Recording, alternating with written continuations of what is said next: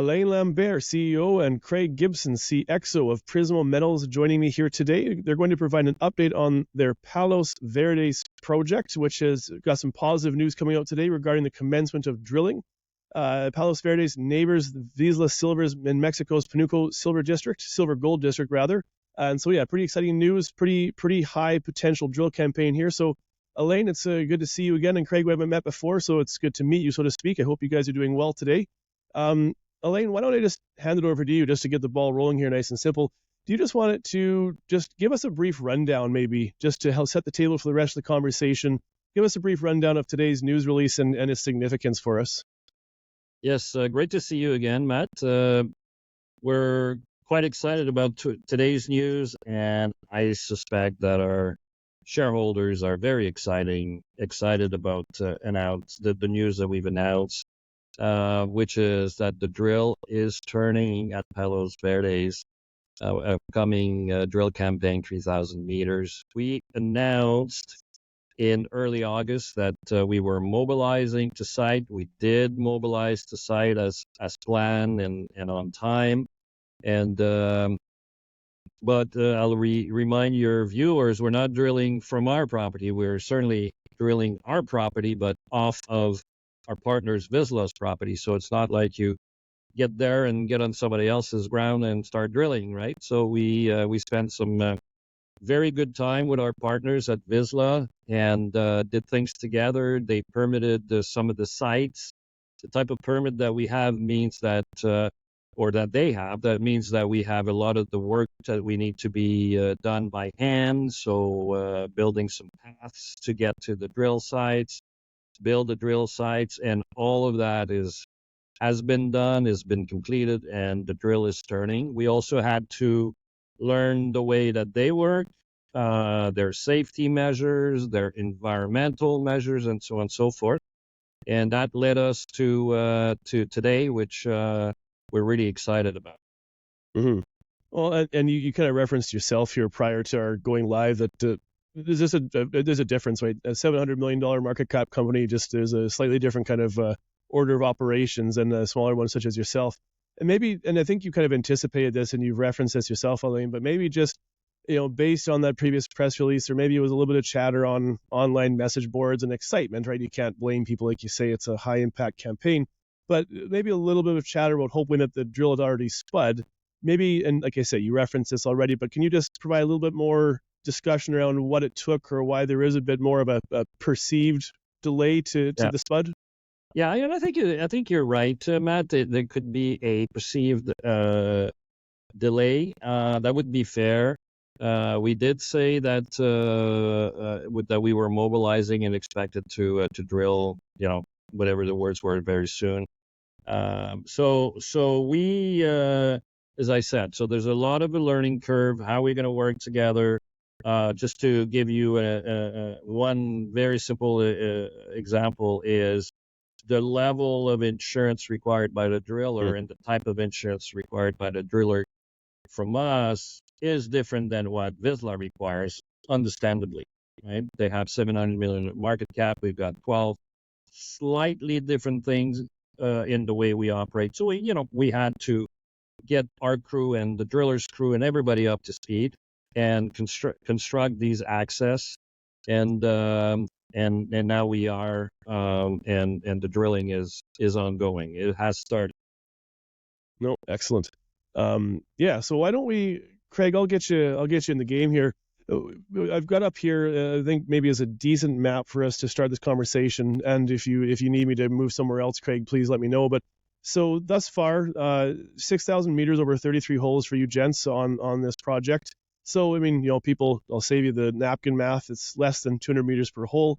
This is your first kick at the can, trying to chase that vein system a little deeper. It's still not super deep, right? This is still 250, 300 meters. But Craig, can maybe you just provide some color as to why you chose this particular drill location to be the first place to test at depth? Yeah, thanks, Matt. Yeah, you're right there. This is the 6,000 meters we've done before was mostly concentrated on the southwestern portion of the vein to the left of the fault that we always talk about, which is that kind of hatch line running through the left center, northerly to the left center of the figure there. So most of the drilling in the past, particularly on the vein itself, was to the left of that fault. And that's, we've defined a shallow ore chute, basically right from very close to surface down to about 100 meters. And our goal here, and we have 3 goals in this drill program, and the first one is to drill down dip from that higher grade mineralization that we cut previously. And the idea is to drill 50 to 100 meters below that with 2 holes at least. And you can see hole 34 there is labeled a purple dot there, just to the left of that fault zone. That's the hole in progress. And the idea is to cut the vein system 50 meters down dip from where we have previous data. And that also happens to be the highest grade intercept we've had on the property in hole 25 is just up dip from this. So the idea is to offset that mineralization in hole 25 and also cut the main Palos Verdes vein down dip from previous information. And this was the drill site was a collaborative effort from Vizsla Silver technical committee, I guess I should say, all the groups involved. And we picked that, and then that was permitted. And now, as Elaine said, we've had to build a site for a man-portable drill rig to be put in there. And you can see the photos of that on the internet. Yeah, and actually, that's a good point here that I was going to bring up earlier there to Elaine's comment. I mean, you folks produced a pretty solid in-house video where there's good kind of on-site video that demonstrates, the terrain. You're not kind of just driving into a nice bare desert with lots of roads. I mean, this is a very kind of rugged, very densely kind of jungle sort of steep valley edge that you're working from. So it's not the easiest spot to park a rig, as you referenced. And you did, Craig, we'll get back to it, the sort of the 3 different main goals for this drill program. We won't go into super depth, but let's just put a pin in that, because I did want to talk about, Craig, I wanted to ask you about the Napoleon vein from Vizsla, right? This is, obviously always working from data. Having these analogs is so important with exploration. It helps with your conviction and confidence. But can you maybe just explain what the Napoleon vein is for people that maybe aren't familiar, and then why it is such an important analog in terms of maybe finding a similar sister vein on your own land package? Yeah, the Napoleon vein was really the first discovery Vizsla made on their project. That it was actually it's a very small working and a narrow vein at the surface. It had no real significant workings on it in the past. And when they started drilling there, we had already drilled our first hole at Palos Verdes, our first few holes, and our hole 2 was our discovery hole. It was virtually identical looking and in grade to their discovery holes at Napoleon. So, Napoleon's turned into probably more than a 1.5 kilometer strike length, but when they started, it looked just like Palos Verdes. It's one of the things that gave us, we were pretty sure we had more than just one intercept on this. It looked too much like their drilling, and that was growing, in leaps and bounds. So, and the other point is, that second target we have is to the east of that fault that we're looking at, and that's where the vein on the right side, all the rock on the right side is down drop. So the veins there, you can see there's a solid thick line on the left side where that represents the Palos Verdes vein. On the right side, there's just some thin lines, and that's because the veins are very thin over there. They're narrow veins. There are some values on them, but they're very narrow, discontinuous, and that's virtually identical to the Napoleon surface expression. So we think there's a chance that at depth below these narrow veinlets, we'll find another large mineralized zone. And so that's the goal of the second target, which is the middle ellipse, the red ellipse on that figure. If I may add, Matt, if just a second. So on that second sort of ellipse, red ellipse, where if you could go back, right there. So, and the surface expression, narrow, rich veinlets, and we drilled that part of the that section last year, I believe. And then we try to make sense of what we were seeing, and because of this collaboration that we have with Vizsla Silver in the technical committee, we went back to, as Craig said, to what they found and what was at surface at Napoleon, and we were able to do further work, geochemistry work, and so on and so forth, to advance our knowledge on the east side of the fault, which and then based on that knowledge, the technical committee recommended exactly what Craig is describing in terms of drilling in that area. Well, why don't we? I'll turn this over to you for a moment, Elaine, and then I'll head back to Craig here. But let's run through this again, maybe just a little bit of review for people to keep it fresh. But there are three main goals, right, and some pretty intelligent people on that committee. But so yeah, as Craig referenced, one of your three goals is to trace the down dip extension. Another is to seek the continuation of the vein on the northeast extension, and then test the extreme northeasterly extension of the Palos Verdes vein system as well. Maybe, Elaine, do you just want to run through these a little bit more in detail and then explain why these are your priorities specifically? Yes, that's a great question. So,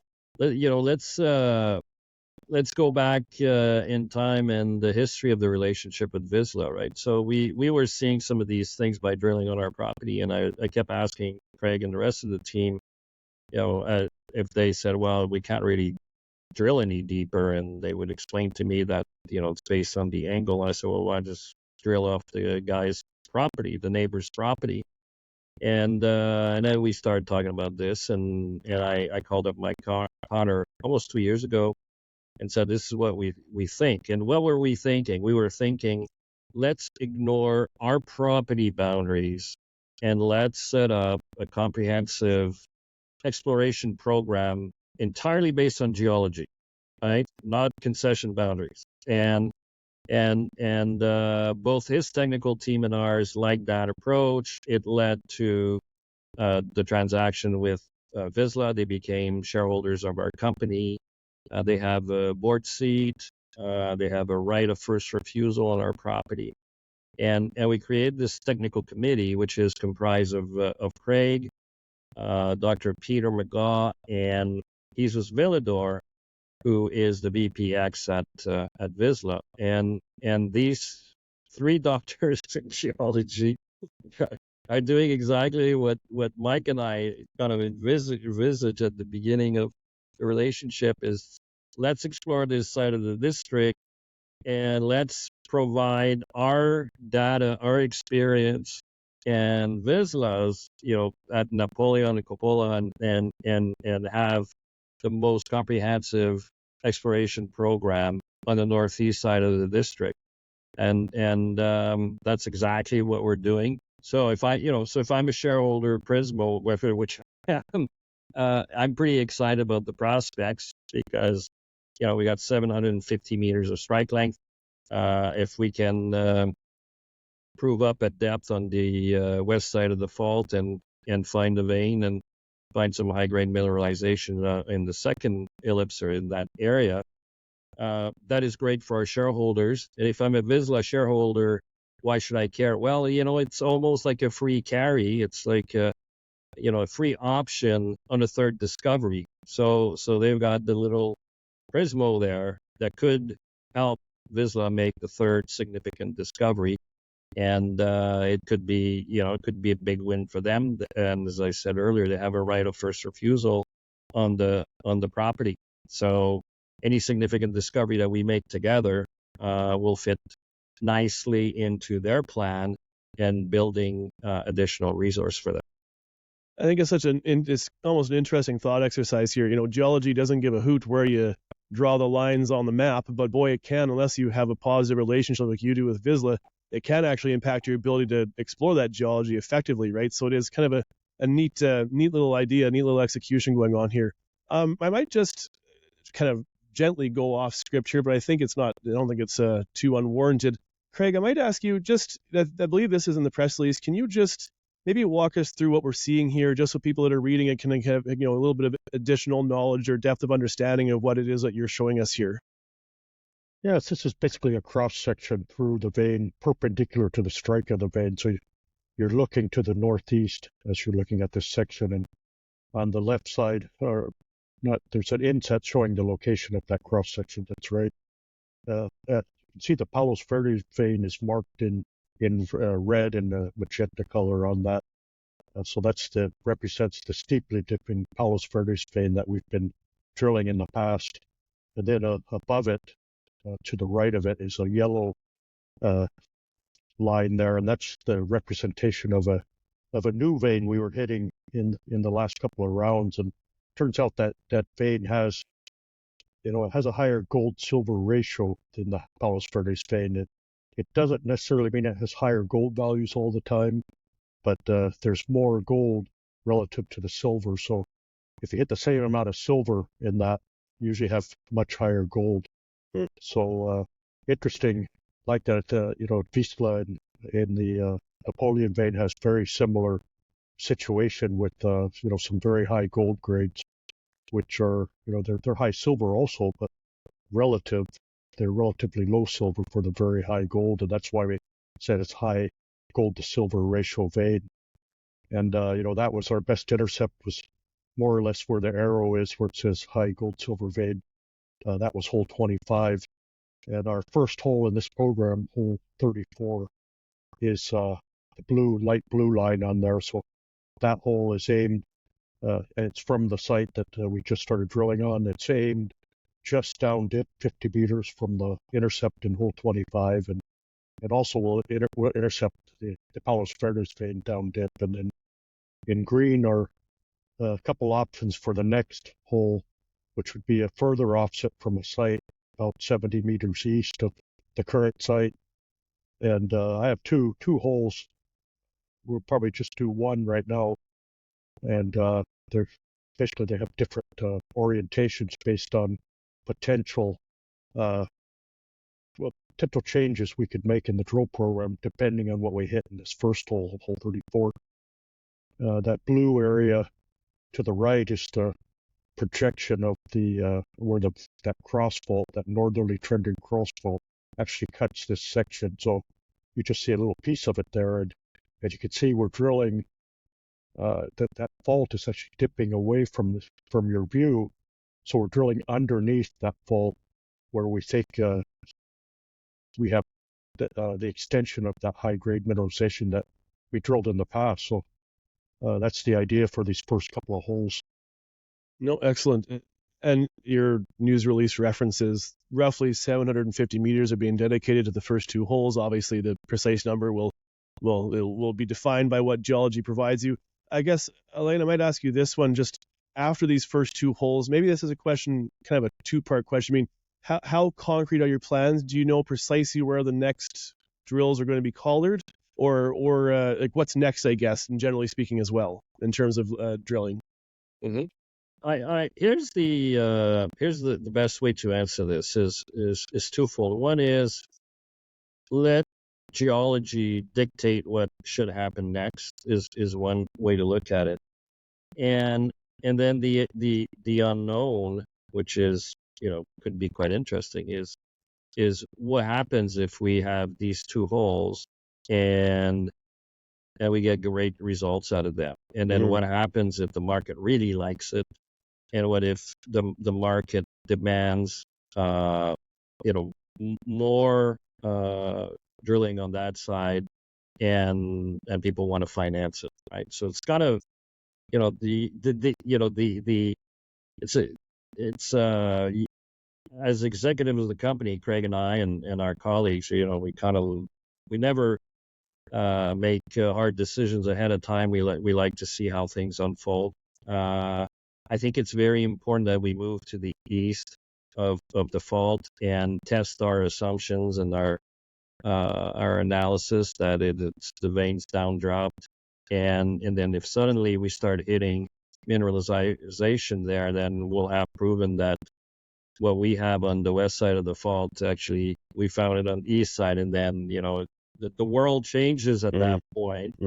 And then based on that, well, what do we do? Do we do 2-3 holes there and then move further to the northeast? I don't know, but we just have to wait and see and remain flexible in how we make decisions.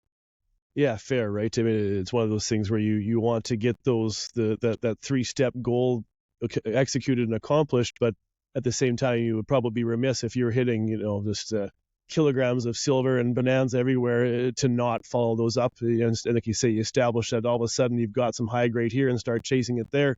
Yeah, it's a good problem to have, I guess, right? And then the other thing I would add is, like, as then we see this, I'll probably call Mike Connor, take him out for lunch, and go, what should we do, right? Because as our partner, I'm sure he'll have his opinion as well. Yeah, absolutely, and that's where having that sort of that big brother of Vizsla probably comes in handy every day in terms of exploration, right? Just a couple of questions left here. I think it's probably best to keep this one short and sweet. Just turnaround time. So, Elaine, I guess again referencing your own video that you created, you're guiding around 10 days per hole. But then from there, what's the turnaround time for labs? I guess obviously everyone's classic question is how long till results, and so that's the question I'll ask you, right? What's your expected turnaround time?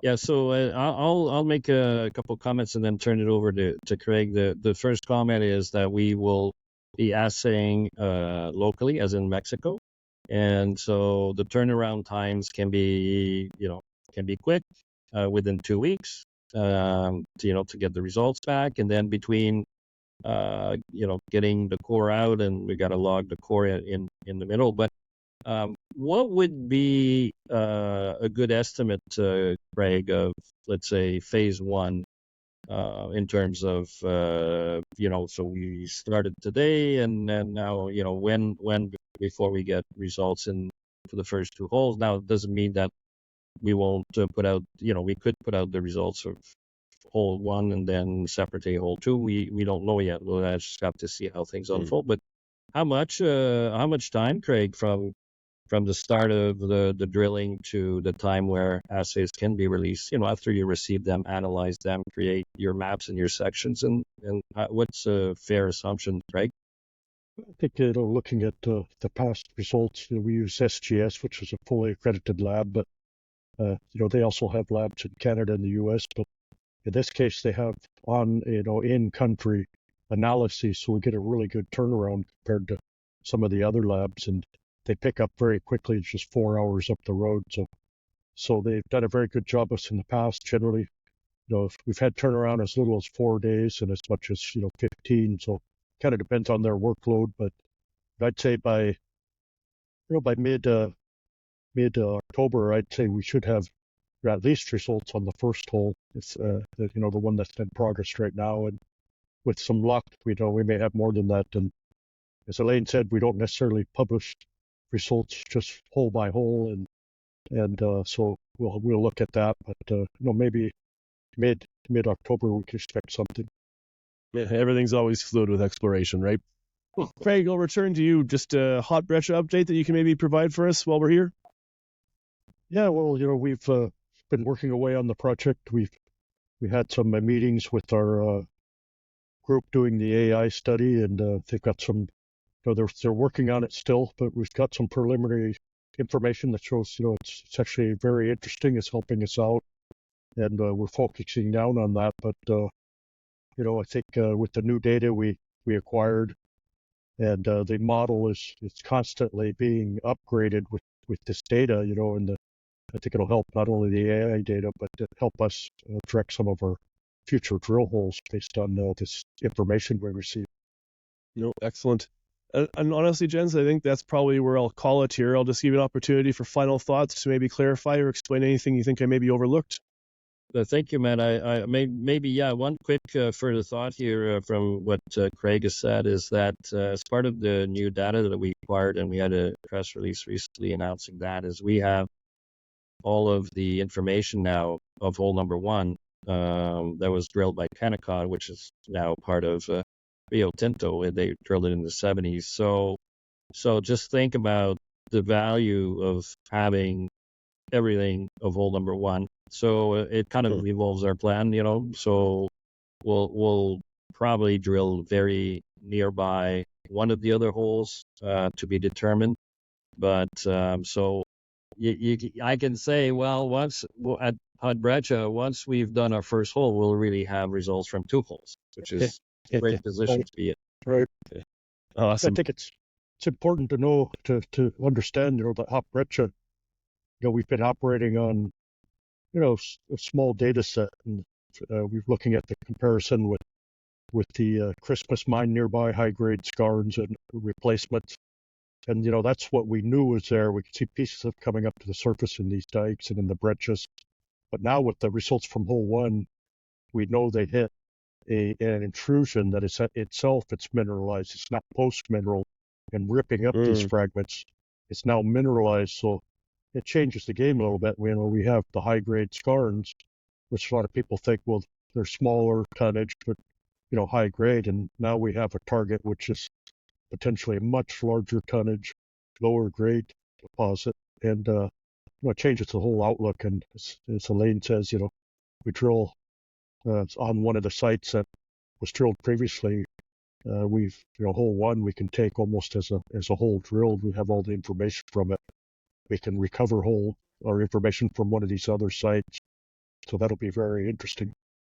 Yeah, you just have to build those data sets and confirming historical data. If you're not, you're just throwing darts, as they say, right?